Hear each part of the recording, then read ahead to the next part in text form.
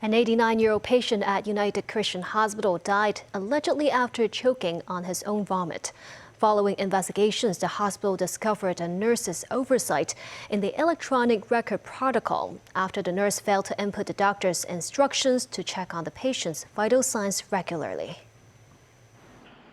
The 89-year-old patient had multiple chronic illnesses, including diabetes. He was admitted to the emergency ward last month after running a fever and vomiting. The next day, the patient was transferred to the emergency ward in the internal medicine department. When his vital signs were checked, his condition was stable and remained so when nurses injected antibiotics and helped him take oral medicine from the afternoon to the evening. At 5 a.m., the patient was conscious when a ward assistant helped him turn over. After around half an hour, however, the patient stopped breathing and had no pulse, a nurse found while doing her ward round.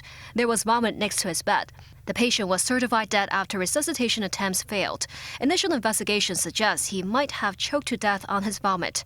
More probes from the hospital later found a nurse failed to follow a doctor's instruction to input the man's vital signs into a system, including blood pressure that should be checked every 4 hours. The registered nurse in question has more than 10 years' experience and is now on leave.